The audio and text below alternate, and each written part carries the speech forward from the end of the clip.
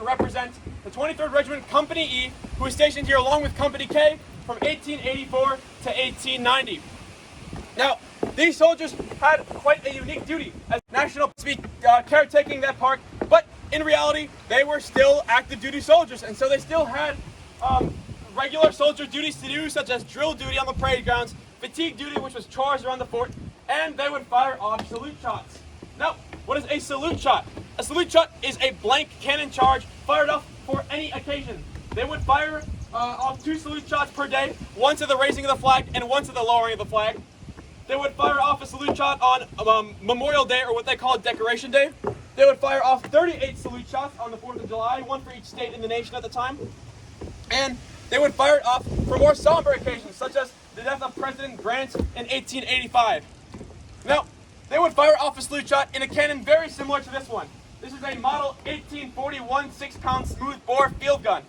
Now, that is quite a mouthful, so the soldiers just refer to this gun as a 6-pounder, which does not refer to the weight of the cannon, but refers to the weight of the cannonball that it fired. Now, like I said, this is a model 1841, and these soldiers were stationed here from 1884 to 1890, making this cannon over 40 years old by the time that these soldiers were stationed here.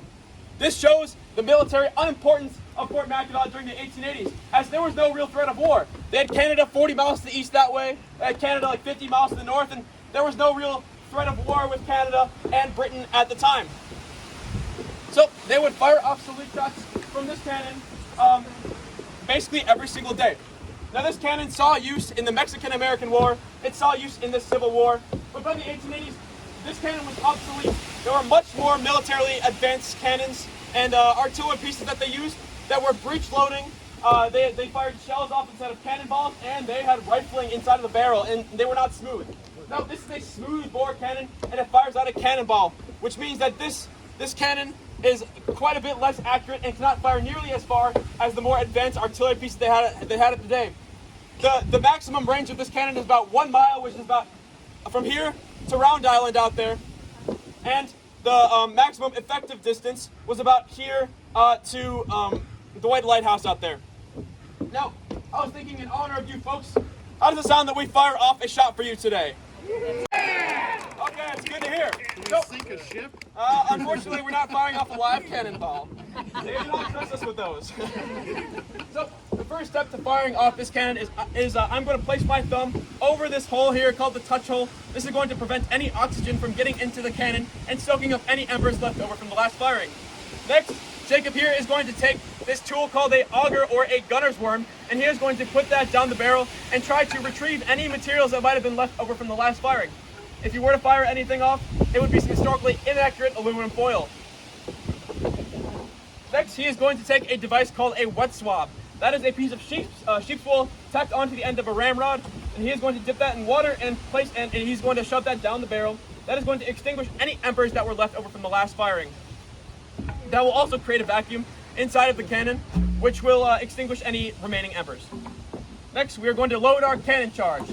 The charge we're using today is 5 ounces of black powder wrapped in aluminum foil.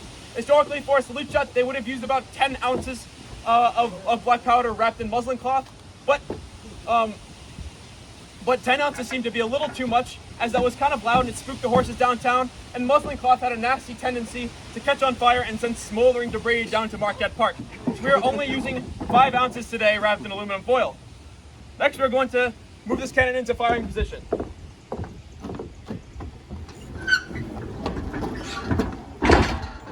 Now that this cannon is in firing position, there is one thing left to do, and that is to prime the cannon. So, Jacob here is going to take this device called a gimlet, which is a brass spike, and he is going to ram that down the touch hole to expose the black powder inside of the cannon. Once he is done with that, he is going to take a device called a friction primer. This device is the same device they used in the 1880s and even in the 1840s to fire off this cannon. What is a friction primer? A friction primer is a brass tube with gunpowder inside, and it has a pin on the end of it. And at the end of the pin is a friction-sensitive chemical called fulminate of mercury. So when pulled, that will create a spark that will ignite the black powder inside the friction primer, thus firing off the cannon.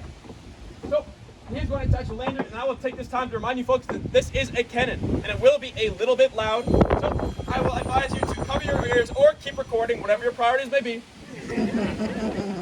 Nope, there are only two commands left to give, which are, raise!